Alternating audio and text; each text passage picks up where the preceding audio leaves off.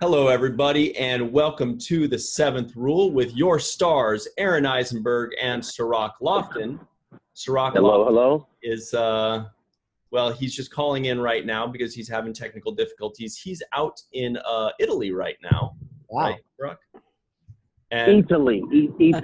But yes, it's close. Something like that. Italy.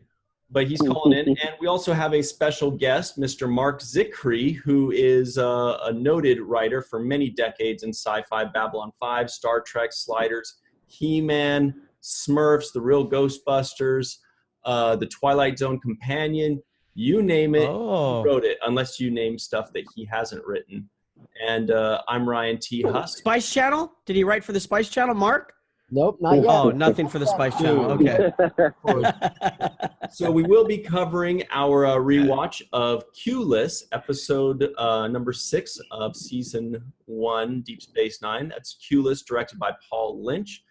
As you may have guessed, Q and Bosch make an exciting return. Before we get into talking all about Marc Zicree and all things Space Command and Star Trek, Aron, would you like to tell us a word from Trinity Comics? I would. I'm going to, before we begin that, ask if Cirroc could mute his microphone. Can you do that for a sec, Cirroc, but still hear us? Yeah, I'm trying to get to a quieter place, but yeah, I'll mute it for you. Okay, thank you, sir. Go to Rome. Got it. All right, awesome. All right, here we go. Trinity Comics Convention Services attends over 30 comic conventions a year and has private signings with some of the biggest celebrities and comic creators in the world. They offer COAs and certification through CGC and CBCS. Make sure to visit them online at www.trinity-comics.com. Do not forget the hyphen. That might take you someplace that is not sponsoring our show. So we want to give a big thank you to Matt Saltzman and Trinity Comics for sponsoring our show. We truly appreciate your sponsorship. Great dude. So now, Mr. Marc Zicree, where are you calling in from? Well, I'm calling in from the great Zicree Mansion in the Sky here in West Hollywood. And wait, is it in the sky or is it in West Hollywood? No, it's a dirigible that's high, basically hovering above West Hollywood as its anchor point. Wow, it's like Cloud City almost. Yeah, it's like that. Yeah, very much like that. So, as we mentioned before, Marc Zicree is a noted writer and author. He wrote one of my favorite Next Generation episodes called First Contact, which had a really, really good and important message about when races are ready for first contact and how that would affect society if it actually hit our society. But that's for a later time. Well, we kind of talked a little bit about that the other day. We did, and I mentioned we had a little debate about that. Yeah. Yes, you did. On Deep Space Nine, Mr. Marc Zicree wrote a little episode that some people consider to be the best Deep Space Nine episode called Far Beyond the Stars. Here it is right here. There's Mr. Mark with the... Look at that, Mark. It's fun. It's fun. It's the most boring set photo ever. I mean, that's actually a set. That's not an office. But if you didn't know Deep Space Nine, if you know Deep Space Nine, that's a terrific photo. But if you don't, you think, well, why is he just hanging out with these people in suits? It looks like, the meeting of the Shriners or something. This is true because we've been sharing photos from Deep Space Nine, the seasons, and a lot of them just aren't very good, Mark. We were overexposed. Some people look sinister.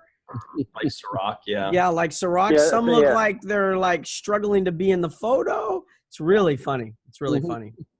So this is actually a really good one for Deep Space Nine.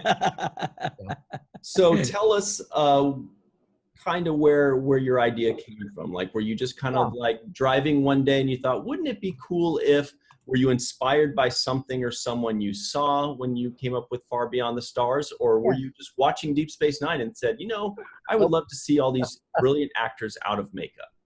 Well, it was a number of different things that led to the inspiration. Basically, I grew up with Star Trek. I was a huge Star Trek fan. It had a great influence on me. And Star Trek, Twilight Zone, Outer Limits, those were the 3 shows that made me want to be a writer. And so as soon as I was old enough, when I was a teenager, I started going to science fiction conventions and meeting the writers who wrote for those shows. And one of my mentors was Theodore Sturgeon. And when I knew Ted Sturgeon, he had written 2 great original Star Trek episodes, Shore Leave and Amok Time. He was also a renowned science fiction writer in novels and short stories. And when I knew him, he was living in Silver Lake in this little converted laundry room. It wasn't even an apartment per se, and yet he had his Hugo and Nebula awards on the mantle, and he was very impoverished. And I realized that the people who were gods to me, who were writing the science fiction that I grew up with, were writing for 5 cents a word, a penny a word for Astounding in Galaxy magazine, and there wouldn't be a Star Trek, there wouldn't be a Star Wars if not for these amazing writers like Ted Sturgeon, Arthur C. Clarke, Isaac Asimov, Ray Bradbury, Harlan Ellison, who wrote for those pulp magazines because they loved science fiction. They were writing for the love of it, and they were creating a future that led to the moon landings, that led to Martin Luther King. When he gives the mountaintop speech, he's basically telling a science fiction story. He's talking about a future that doesn't yet exist, but in the telling of it, he helps to create it. And so I wanted to pay tribute to those amazing writers back then in the 1950s, writing for the science fiction magazines.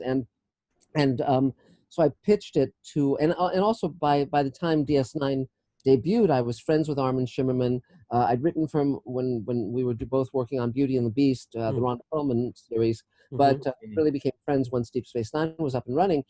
And I thought it would be really fun to see all the actors out of makeup, to see them as they really looked, because fans of Quark, fans of Odo, etc., they didn't know what these people looked like. And it was ironic because Armin, of course, was also a regular on Buffy at the same time as the principal, and people would recognize him from that, but wouldn't recognize him from DS9. And so I thought it'd be great fun to be able to show that. And then once we got into conversation with the rest of the writing staff, the question was then how to, make the story relevant and powerful. And we started talking about the whole issue of Sisko going back as a Black science fiction writer and not being able to write the truth of the future that he envisioned, and having to write about a future that was only white people, and ultimately coming to where he had to write his truth of the world he lived in and the world he could see moving forward, the world that became the Deep Space Nine universe. And that was very exciting to all of us. Ron Moore, Ira Bear, Hans Beimler, everyone who was part of that incredible writing staff. We all knew this was going to be a classic episode before we even wrote it. And so I wrote the outline. And also, interestingly enough, Harlan Ellison, who wrote City on the Edge of Forever and was very down on Star Trek, he was also a friend. And he'd done a great cassette where he talked about writing for the pulp magazines. And that was another inspiration for Far Beyond the Stars. And so when I was writing the outline, at that time, I was also a producer on Sliders, so I was writing scripts for Sliders and working on DS9 at the same time. And so when I was working on the outline, I actually called Harlan and asked him a lot of questions, specific questions about writing back then, and if he knew any Black writers who were writing under white pseudonyms. And he said not in science fiction, but there was one mainstream writer he knew who was. And also one of my teachers at Clarion, the Clarion Writers Workshop, was Samuel R. Delany, who was one of the first great Black science fiction writers. And so again, all of this kind of was grist for the mill. And because I knew science fiction, the history of science fiction so well, I have my own science fiction channel now called Mr. Sci-Fi, where I talk about science fiction in perspective. But because I knew that history so well, I was really able to pour all of that into Far Beyond the Stars. And I was thrilled. And they were actually shooting one of my Sliders episodes the same week they were shooting my DS9 episode. So I actually got a photo of myself with both casts the same day with me in the same clothes. So that was pretty phenomenal. It was amazing to go on the set and watch them shooting Far Beyond the Stars. Go ahead. Go ahead, Aaron. Go ahead. I just wanted to ask, as since we're talking about the building up of this episode, wasn't it originally the idea, or I believe yours, if I read it correctly, to be centered around Jake Sisko, Cirroc's character? Yes, originally yes, and the rationale for why it was happening was different. But then once we sat down with the staff, the idea that it was all sort of like a hallucination from the prophets or a dream or whatever, that's something as a freelancer you could never pitch, because you can't pitch when they wake up and it's all just a dream. I mean, that never work. So I had, as a freelancer, I had a different rationale. But the moment we started talking about the show, and everyone knew I'd written The Twilight Zone Companion, they all owned it. They were all huge fans of The Twilight Zone. And so Ron Moore, when we were sitting around at lunch at Nicodell's, working on the storyline, Ron said, well, we want this as much as possible to be like a Twilight Zone episode. And it really is. It's really very different from Deep Space Nine. We all knew that it was going to expand what Star Trek was, that there had never been a Star Trek episode that spoke overtly about race. There was never a Star Trek character, one of the lead characters, saying, "I'm a black person." And they've done the interracial kiss with Nichelle Nichols. They've done the half black, half white thing with Frank Gorshin. But this was the first time in Star Trek that a character, one of our lead characters, like Uhura, never said, "I'm a black woman" on any of the original Star Trek episodes. Here we have Sisko saying, or Sisko's character back in the 50s saying, "I'm a black man, I'm a human being," and this had such resonance. And when I saw it last year at the Star Trek convention when we screened it, Jake gets murdered by the cops. I mean, when you think of that in terms of the Black Lives Matter movement, I mean, this is more relevant now than when we shot it back then. Isn't that amazing? Isn't that amazing that the relevance 20 plus? Oh, I think it's 20 plus years, right? Yeah. From this was season 25, 28 years. It's amazing, and it actually, in a way, that saddens me that it's relevant. It is. Now. Yes. That we haven't progressed to a point where, I remember that back then. Yes. And yeah, but it's true. But the cool part was that all of us were on the same. We all knew it was going to be a classic, and we all knew that we were going to put our hearts and souls into it. And, right. And so Hans Beimler was also a writer on it with the script, and Ira Bear. I laid out the outline, and that was very much what was followed. But it was because I was also writing 2 Sliders episodes back to back. And so it was a really fun time and an intense time. But when I went on the set, it was very funny because I knew Armin and I'd met Renee, but I met Ben Sisko, and so he was directing the episode, and he looked at me kind of curiously, and when they took a break from the scene, I walked over and said, "Hi, I'm Marc. I came up with this episode," and he called everyone and said, "Everyone, stop," because they were going on lunch break. And he put his arm around me and said, "Say to them what you just said to me." And I said, "I came up with the episode." And he said, "You came up with the episode." And they all applauded me. And it was a great moment. Just a great moment. That's cool. Yeah. Now, Mark. I think I was there. I don't think I applauded you, though. I was a little skeptical at first. Thumbs down. No, I don't. I see what I did is I looked at the script and I didn't see your name on the top there. Yeah. And I questioned that. I thought, oh, this guy he just bought this. That's all. They're just, I'm not. Yeah. That was a joke, everybody. I was kidding. It was very funny. Let's see, this is why I love writing. This is why I love writing for television, because it's a collaborative medium. Mm-hmm. And when everyone is on the same page, I mean, I love working with actors. I love seeing what actors will do, because if they come to it and bring something I didn't see in my mind, but that makes it better, that's terrific. And that's why I've worked so many times with Armin Shimmerman. I love Armin, and and ongoingly, so many of the Star Trek actors are so great, and it's like it's an honor. And if I just wanted to write what the way I saw it and not have anyone else have input, I would be writing novels, and I've written novels and I can do it, I've successfully, but it's not the world I want to live in. I love television. I love working in TV. Now, I believe Cirroc had a question for you. Before we get to that, real quick, I did forget to throw in that you're also currently doing your own project called Space Command. Yes. You've got a Kickstarter going for it right now, which is doing very well, and you're heading towards your 2nd or 3rd stretch goal, and that stars all kinds of people. Do you want to just give us a minute to tell us who's in it? Yeah. I came up with this new show called Space Command. We shot the 2-hour pilot with Doug Jones, Mira Furlan, Bill Mumy, Robert Picardo, Bruce Boxleitner, Mike Harney from Project Blue Book and Orange is the New Black. And then moving in, I've written the first 8 hours of the 12-hour season and the prologue. And so we're planning to just keep shooting. And we shot 40 minutes of the second 2-hour story. And this campaign is to raise the money to shoot the rest of the second 2-hour story. And that, as well as our regular cast, that also stars Nichelle Nichols. It stars Faran Tahir, who was in JJ's Star Trek movie. It stars John Hennigan, who's a very famous wrestler. And Faran Tahir, my favorite pal. Yes, and James Hong from Blade Runner and Big Trouble in Little China. And wow. Yeah, it's phenomenal, and we're just having a great time. And our set and creature designer comes off the Guardians of the Galaxy and JJ Star Trek movie. So these are, this is the A-team, and our character designer is Ian McKay, who designed Darth Maul and Queen Amidala and Mark Ruffalo's Hulk and Josh Brolin's, the villain from Avengers, whatever they have, Thanos. Thanos.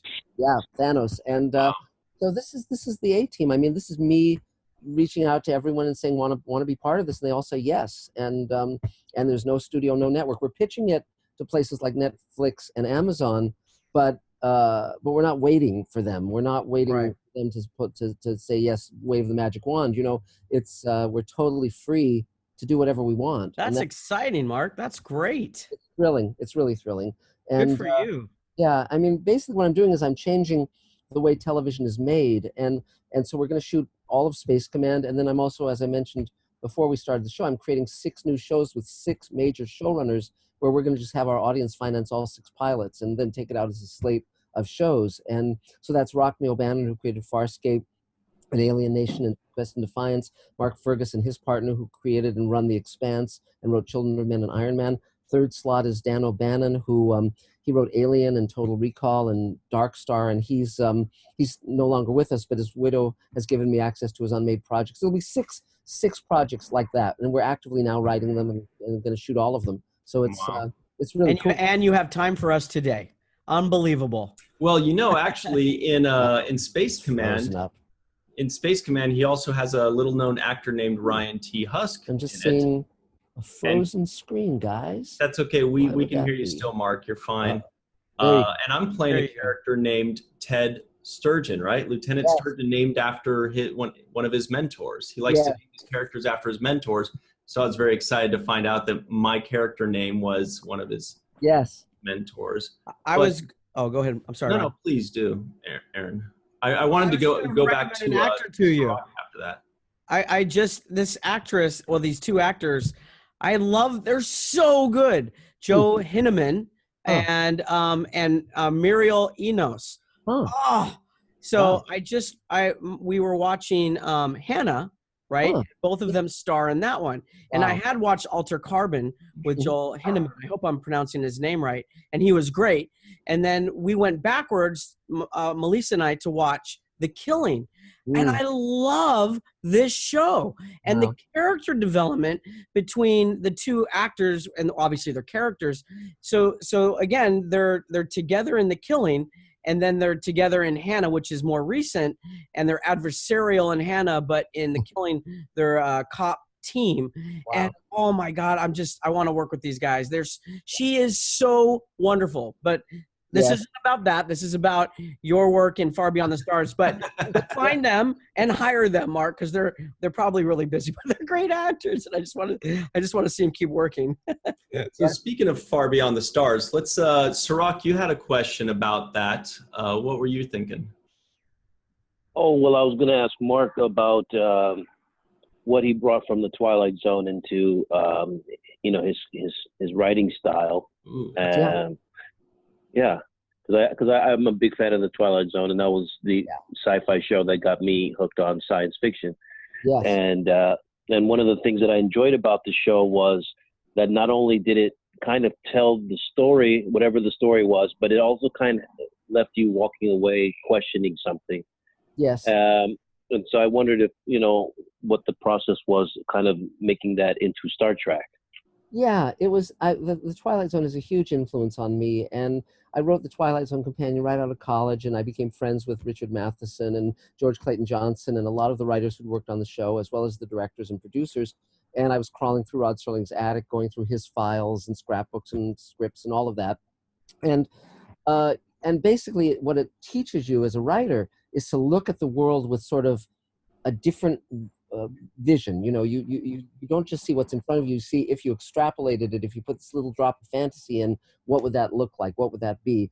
And so you're always kind of thinking about things with a little bit of a twist that makes it fantastic and different. And so those are the kind of stories that I come up with. For me, to just write a story about some guy gets a job working at a pizza joint, and he meets a girl and they fall in love, I'd be falling asleep at the computer. I want to write about ripped. Yeah. But I love writing about just anything. I mean, androids and aliens and all the stuff that we all love. It's just so much fun. And and now with Space Command being able to, Space Command takes place in our solar system, then out beyond in the stars. It's just great fun. To be building right now we're building an alien hibernation ship, and creatures and alien creatures. And what could be more fun? I mean, it's just terrific. In a lab, you're creating them in a lab, right? Because you said you're shooting this different. You're actually in space. There's a whole station you're shooting on, right? Yeah, that'll be the next season.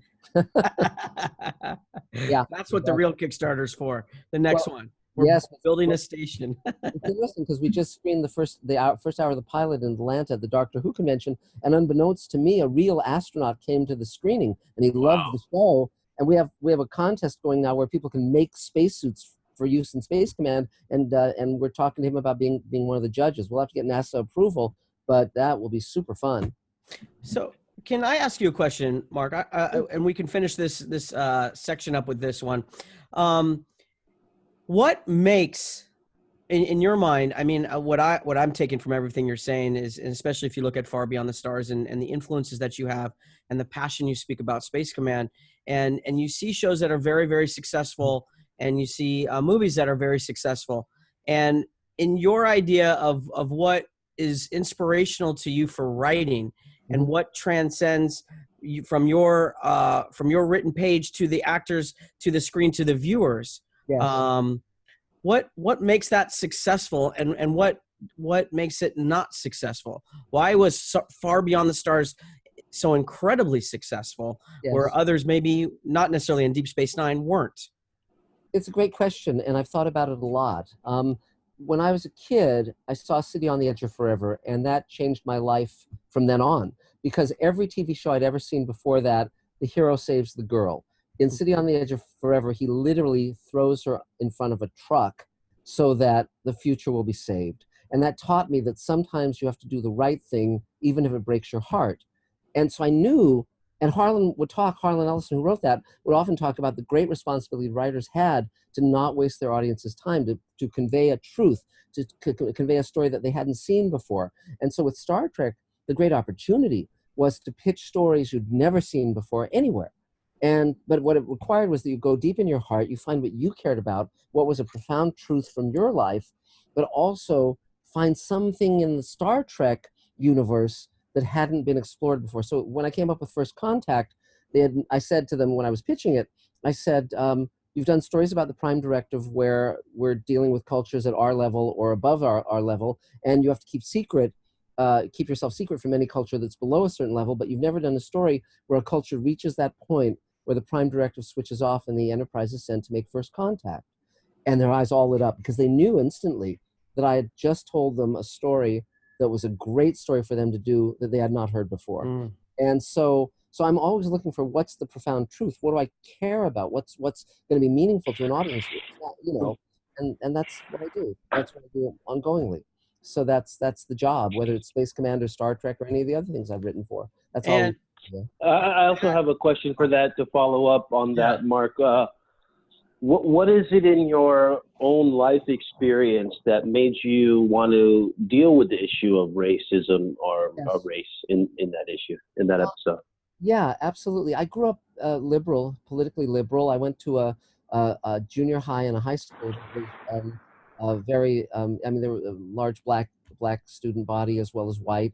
And because when I was a kid, I grew up in a Jewish neighborhood, and I didn't even know that there were any white people who weren't Jewish until I was like 12,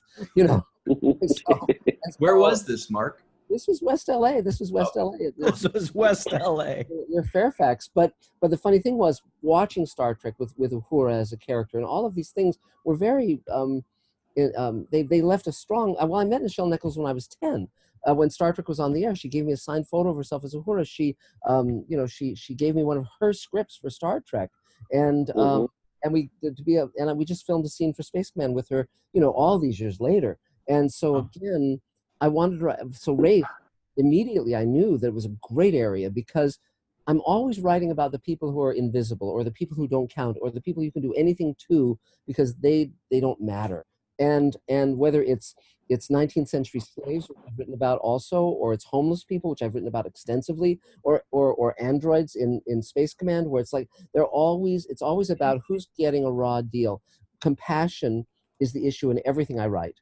It's having the courage to reach across boundaries and barriers and do the right thing, even if it brings harm onto you, or even if you lose your comfortable nest. it's what we have to do nowadays more than ever. And so that's well. What are some of the issues that we're facing today that you are tackling on Space Command with androids? Yes. What are some of the parallels to what we're dealing with today? I'm dealing with racism. I'm dealing with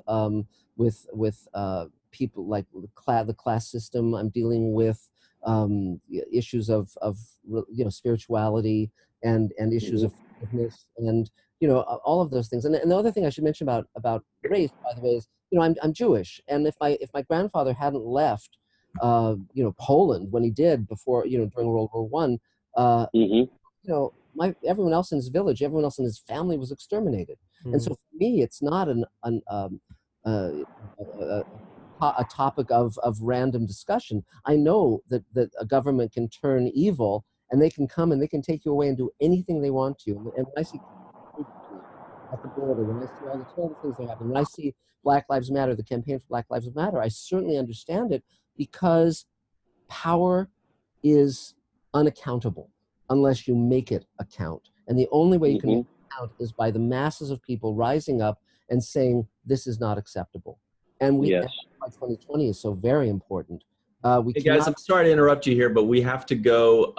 We're out of time right now, so we're going to definitely have to have you come back, Mr. Marc Zicree, so you can talk to us a bit more about that. But please check out Space Command on Facebook, on Twitter, on Kickstarter. We'd love to have you back anytime, and we could talk a lot more about this because we got a lot. Yeah, thank you so much, Marc, for writing the episode. I'm glad to be a part of it.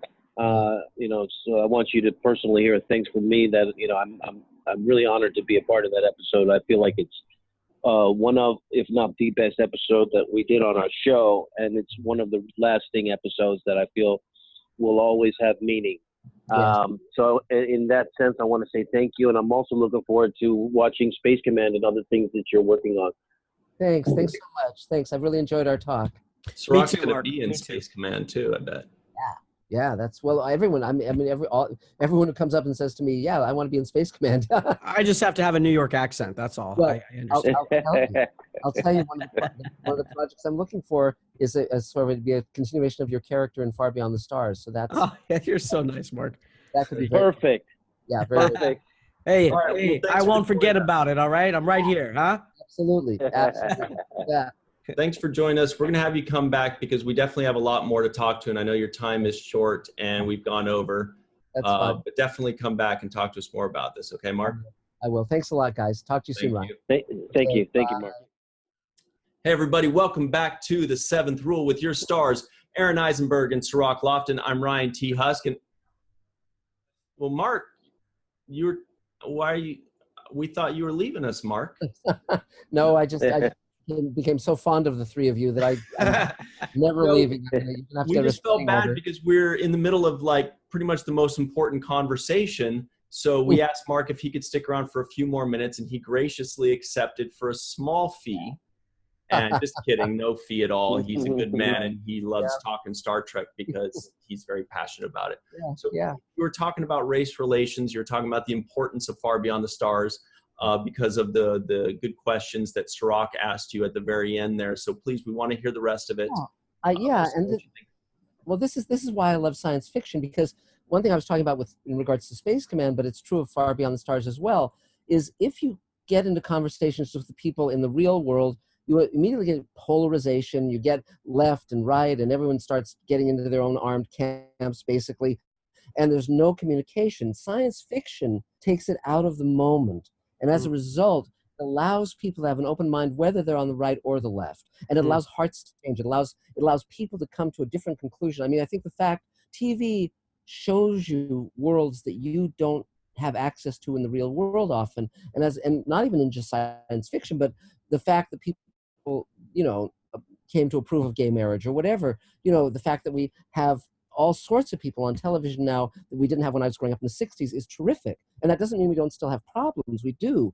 But science fiction has a great ability to shine a light into areas that regular stories don't. And they choose not to.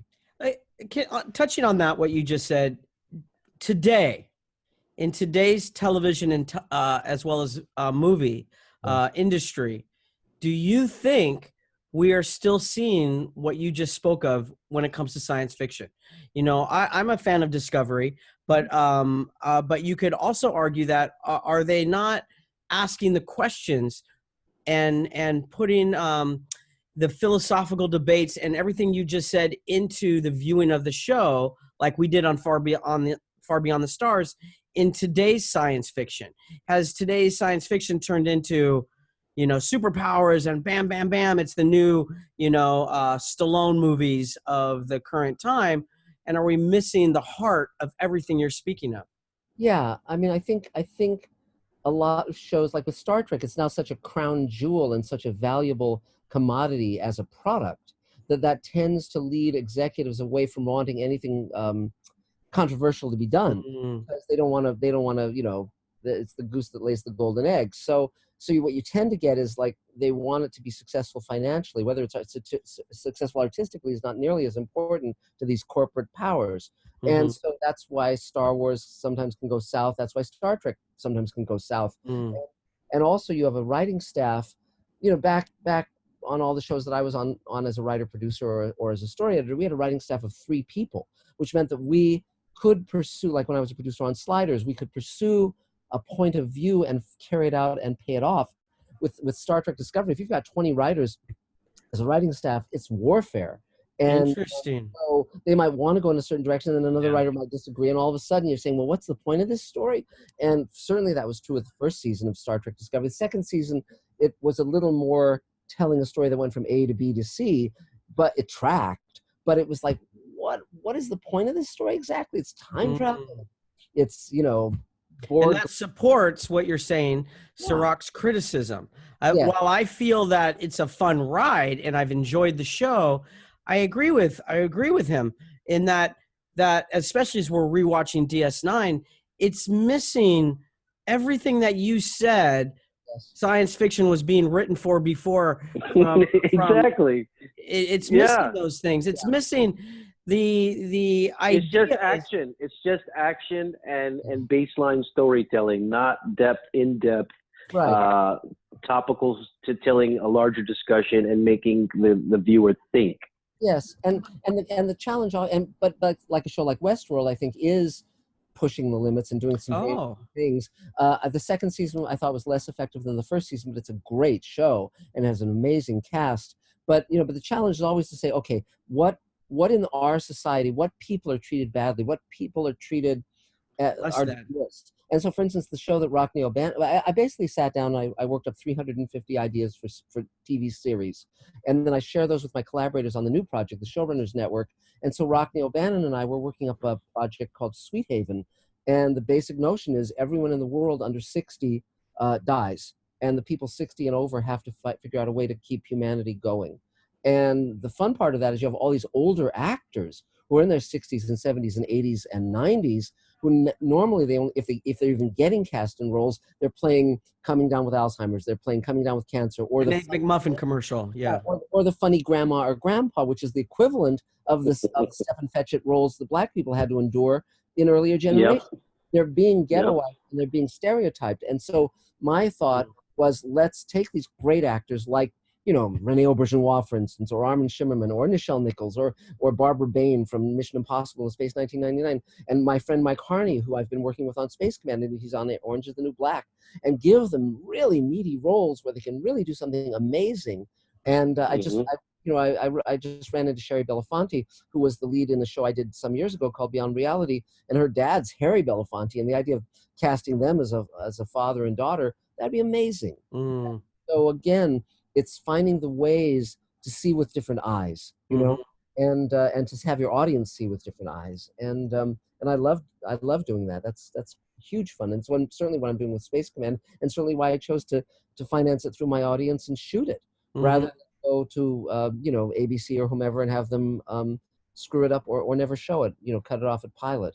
And so it just takes it's taking responsibility.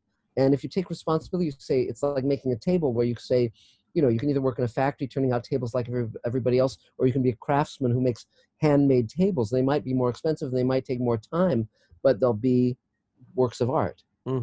Mark, you know what show does that well, giving really meaty roles to older actors, is the Kaminsky Method. If any of you have seen that, I thought that one is just absolutely brilliant. And I'm not very good with this. I was like, I remember thinking like, this Alan Arkin guy is going places, and then come to find out he's like somebody else. But I'd never seen him before. I was like, this guy is so fucking good. Yeah. Okay.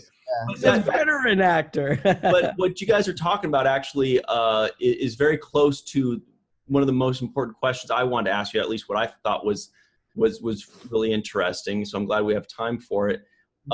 We're looking back right now and we're rewatching Deep Space Nine. So we are kind of looking at the 90s through the lens of 2019. Yes. And so there are some things that were kind of like, sometimes they don't translate, kind of like when you watch Friends and you're like, oh my God, Friends was racist without even realizing it. When you're going back then, they didn't know it, but now we see it.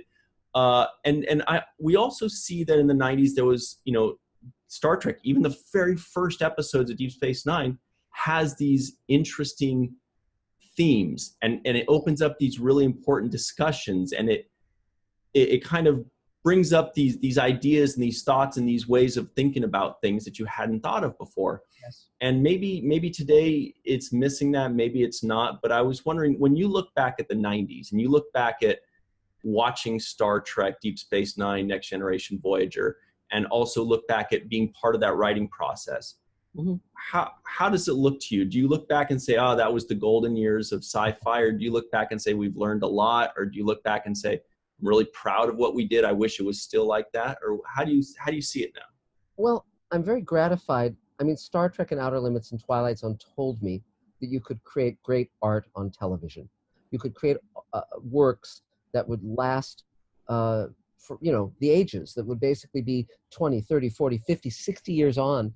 People are still being moved by this work because it's authentic and it's brilliant and it's as good as any book or any short story you've ever read, because it's great art doesn't come about through accident. It comes about through people aspiring to create something meaningful, and so that's so when I look back at my career working on all these shows, and I'm very glad that I got the opportunity to write things that were meaningful to me, whether it was Friday the 13th, the series, or Sliders, or DS9, or Next Gen, or even Captain Power, which I developed for television. I was able to say what I wanted to say. I was able to get my viewpoint and my heart into the work, and and so I consider what I'm doing now with Space Command and onward a continuation of what I've been doing my entire career. So I'm really glad, and I don't think it's by accident that the people who were on that writing staff have gone on to become the great showrunners of the 21st century. I mean, if you look at Ron Moore. Wow. Yeah, Ron Moore, Brian Fuller. I mean, all of these guys went on to huge careers. And, so that was because they were great writers, great producers, and courageous. I mean, I have to give all props, all honor to Ira Behr, because it took courage as the showrunner on DS9 to fight for Far Beyond the Stars. And before he fought for Far Beyond the Stars with the studio to make it, Hans Beibler had to fight for that story for a year before Ira bought it. So it took... Really? Yes. So there was I'm sorry to interrupt. There was a fight to make Far Beyond the Stars. Yes. When I pitched it to Hans. He was my boss on several series I'd already worked on. And I pitched to Hans, and it was not bought immediately. And a year later, when I'm producer on Sliders, Hans calls me in my office at Universal and says, "I have great news. We're buying Far Beyond the Stars." And I said, "Oh, great timing, Hans," because I was writing Sliders back to back, World Killer and Slide Cage, and so. And that's why the only time I had to come down to Paramount and meet with the writing staff to lay out the plot, the story of Far Beyond the Stars was at lunch. So I flew over, I drove over the hill. We went to Nicodell's, which was the restaurant next to Paramount, and it was the entire writing staff, Hans and Ira and Ron Moore and Brian Fuller and everybody. And it was phenomenal. And in that lunch, we basically laid out the entire plot line. And then that weekend I sat down and wrote the outline, and it was just a thrilling experience, and thank God I'm good at multitasking. What? No, I was going to ask about you said reading it and writing it, you knew that it was going to be something great. My question for you, Mark, was what was the difference between reading and writing it and working on it with the writers, as opposed to actually seeing it after the product was finished? How were you pleased or let down, or were there things that you wish were altered or done differently? I was very pleased by it. It was gorgeous. I mean, that scene in New York with the buses and the Hasidic Jews and the whole, I mean, my God, they populated that. And that's just throwing money at it. They knew they wanted to fast track it because they wanted to air it during Sweeps Week when a series was at its ad rates. And they knew this one would really bring a lot of attention. But also the fact that when we were at lunch, they said, okay, well, we'll have, Sisko directed and so forth, our lead actor, because it was, because that was the idea of saying that we're going to really treat this right. We're really going to do this right.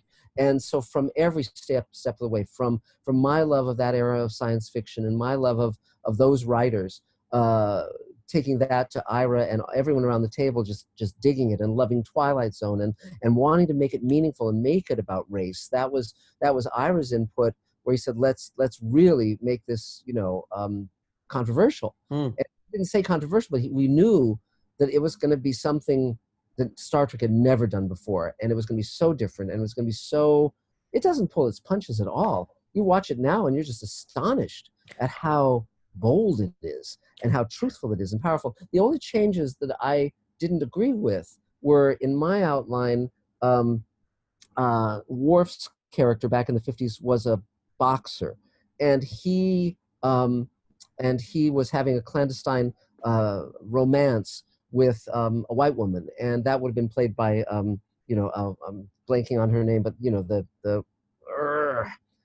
Terry Farrell. Yes, Terry Farrell, and then the cops were going to beat him to death. That was basically the idea. That was the racist act, that he gets beaten to death because of he's having a romance, and that was very much inspired by The Great White Hope, but which was based on the true story of the fighter Jack Johnson, and he married a white woman. Yeah. So that was how, because as a baseball player, he was less, that role was less interesting to me than what I initially came up with. But then, eventually it became Willie Mays, right? He became right. So that had less weight to me and less truth. But of course, and then the other change was at the end when Benny has his nervous breakdown because the story's not going to be published. Ultimately, I was going to have Armin's character basically say, look, I'm going to quit unless you publish this story. And because someone of conscience stands up for him and other people stand up for him, the story is published and the truth of it gets out to the world. Because the way the story works now, the episode, he goes crazy and he's just in sort of the mental institution, and the truth doesn't get out. And I wanted to say the reason we write science fiction, the reason it's important, is because we can change the world, because we can change how the world sees things by showing a future that does not yet exist. And because just like Star Trek did. Star Trek changed the world. People saw things differently. Many people became scientists and teachers and had meaningful lives because of the original Star Trek, because Uhura was on the bridge, because Sulu was on the bridge. People who were not represented on television in those kind of roles saw possibility in their own lives.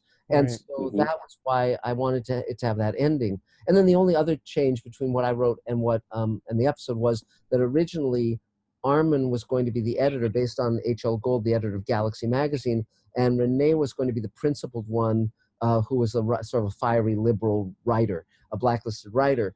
And then, but it was pointed out that it might be, because Armin's Jewish, it might seem anti-Semitic to have him be the one who's the bad guy. And so they switched those two roles and made Odo, Renee Auberjonois' character, sort of based on John W. Campbell, the editor of Astounding. And that was fine. I didn't mind that at all because they're both terrific actors and they both played the hell out of those roles, and it was spectacular. But I was never disappointed in the episode. I loved the episode from the moment that Han said they were going to buy it to the lunch with the writing staff, when I outlined it and called Harlan Ellison and talked to him about it, to when we, when it was aired. I mean, the only disappointment was I wanted to write the script, and Ira said to me, if you quit Sliders, I'll let you write the script, because they were fast-tracking the show. Now, I knew that I had the capability to write that script because I write very quickly, but Ira didn't. And so, but I knew they were going to follow my outline. That we were all thrilled. We all were on the same beam. I mean, there was no one was going to take it and drive it off a cliff. And I actually considered quitting Sliders for about 10 minutes, because I really wanted to write that script. And I knew it was going to be a classic. but I was doing 2 episodes of Sliders back to back, and I was so fucked over my coworkers on that show, so I had to regretfully turn down his offer. And but I knew that it was in good hands. I was a great writer. Hans Beimler's a really talented writer. There was no weak link in that writing team at all, or production team, and so we were in good hands. Everyone was thrilled. Everyone was excited. It was we knew what it was going to be. Absolutely. Well, we were all very happy with the finished product too, and I think it goes down in history as one of the best ever. Now, Marc, I know you've been very gracious with your time, and I know you have to go, and your schedule didn't allow for a second segment, but you did it anyway because you love talking about these important issues with us. Yes. But we do want to thank you, and we'd love to have you back. Yeah. And we'll talk a little bit more about that, and we'll talk about First Contact. We'll talk about Space Command. Please check out Space Command on Kickstarter. It's doing really well. And if you want to watch the first hour of Space Command, you can go to Mr. Sci-Fi, my YouTube channel, and I've actually posted the first hour of the pilots. You can actually watch it and see what we're doing nowadays. And it's very much an edition of Far Beyond the Stars. So check that out. Yeah. That's going to be awesome. Yeah. Awesome. Thanks, Marc. Thanks, Marc, guys. thank you. You're very welcome. Thank you very much, Marc. Thank you. You bet. We'll do it another time. Look forward to it. All right, find that button. He found it. Awesome. Oh. Whoa, he disappeared. I know. He just. Oh, that's so sad. Hey, it was like I got like 15 thank yous. I'm out. Yeah. He just vanished. I'm like, okay, did O'Brien just teleport him out of there? Yeah. That's to drop the mic. That's how writers drop the mic. Yeah, he did. He literally dropped the mic. Yeah, really I want to talk about that more because I had other questions for Far Beyond the Stars. Go on forever, and and Marc can go on forever. Yeah. And so we'll definitely have him back and talk a bit more. But we've only got like 10 minutes left, so we do have to cover Q-less. Oh boy, Q-less. We have like 8 minutes left, so let's knock this out. Let's knock it out. Luckily, quickly for me, this may have been the least interesting so far of all the rewatches. I was the least interested in this one, even though I do like Q. Bosch, I've always been like, whatever on. So luckily, we don't have to cover a ton. What did you guys think? Well, I was just wondering why they didn't transport them, beam them out of the runabout at the very beginning. I was thinking to myself, why are they spending so much time trying to open up the door? And it's like they were on an elevator trying to open up elevator doors that go out to space. Obviously, it goes into the runabout. And I was thinking to myself, in the episode before they beamed out the guy whose ship, was stuck on the pylon. Remember and this time they didn't. And I don't like when they do things like that. It don't make sense, yeah. Yeah, it's like set a rule, then follow that rule. If you can do that, then don't make a conflict where the question's going to be just beam them out. And I know that probably happens a lot in Star Trek throughout the different series, and it's kind of a trap to some degree. Kind of reminds me, I just saw Dark Phoenix and Nightcrawler, where he can teleport and get people in and out. And obviously, you kind of break some rules. But overall in the episode, it was so far my least favorite. And I felt that the best thing they could have done is use Q to put Sisko in a moral and philosophical dilemma on why he thinks the station is being pulled into the wormhole, and he has to figure out, is it this group of people? Is it this? Is he using, what's influencing him to figure out who it was if you're going to bring Q in to be the catalyst for Sisko? If that makes sense, by asking moral and philosophical questions and ethical questions in a commanding sense to save the station. And they didn't do that. And instead, And instead, they used Q and Vosh as unnecessary characters for the sake of saying, look, we brought Q into DS9, and I feel a bit let down from that. Yeah, what do you think? Yeah, I have to agree with you on that, Aaron. The thing that bothers me the most is I feel like DS9 in this particular instance falls victim to the same pressures that Discovery is falling victim to. Which is Love Cirroc. Here we go. Yeah, which is let's bring in our fan base who knows these different things about certain things, right? Yeah. So they like, oh, we're gonna bring in Pike for this reason because of that, or we're gonna bring in the Spock. Right. We're gonna bring in Spock because everybody loves Spock. And to me, it's like DS9 fell victim to that same pressure where they're like, well, let's bring Q in because Q's, been successful in Next Generation and he's a fan favorite. And I feel like they just unnecessarily threw him into the middle of this first season, where it didn't even play into why DS9 is there, or the emerging storylines of the development of the characters. It was completely a one-off, just like a jokey, non-funny episode. And he was absolutely unneeded for the solution of the problem. If he wasn't even there, if Vosh wasn't even there, and somehow this bean that was in the container, right, that then flies through the wormhole at the end, was on the station, they still would have figured it out by the means that they figured it out. And so the whole thing with Q and Sisko was completely unnecessary. It didn't do anything. Well, it didn't do anything. No, and they could have played on the fact that that Sisko is the prophet, and Q could have played on him being a prophet or selected as a prophet, and played more on that relationship. Maybe Q knowing more about the situation than Sisko and kind of toying with him. I just didn't see the reason or the need to bring him on this episode this early on in this show, while you're still developing your own characters. Correct. Now to have him just throw this wrench in the middle, it just didn't seem logical. And then it seemed. Oh, sorry, Ryan. Go ahead. No, finish up. I was just gonna say it seemed funny when O'Brien, sees him, and he goes back. He goes, "Q's here," like. There's the neighborhood. Yeah. I guess who stopped by the station today? I found the leprechaun. It's a magic leprechaun. Like Sisko, have you had your coffee yet today? And when they revealed Q at the very beginning, right? When they pulled out and they left the runabout, and then Q turns around and it's like dun dun dun. I was thinking to myself, what if you never watched TNG? Be like, why are they focusing on this guy? Yeah, exactly. And that's why they brought him on, because they wanted to make that DS9. You know what I mean? They wanted to put it that way. So I didn't like that. I totally agree with you guys. I think you guys are spot on, and I felt the same way, that that they could have done a multitude of different things that would have worked better. I think, like, if you don't have Q in there and you just have Vosh, you pretty much have the exact same story. Yeah. The exact same story. Well, you don't have Captain Sisko punching Q saying, I'm not Picard. Sure, but basically But they could have done that on a different episode. It's not that you shouldn't bring Q. What I mean is, like, in this episode, he wasn't necessary. Or if you wanted a Q and Vosh episode, because yes, we know they have a history, and you want to have two of them in there, then make the episode about that, not about just kind of like wedging him in somewhere where it's just it was forced. It was completely contrived and very forced. Because Q wasn't part of the solution, and he wasn't part of the problem. Correct. He was neither important aspects of this. Vosh, in her way, was. She kind of drove the story. She brought the thing. We followed her story.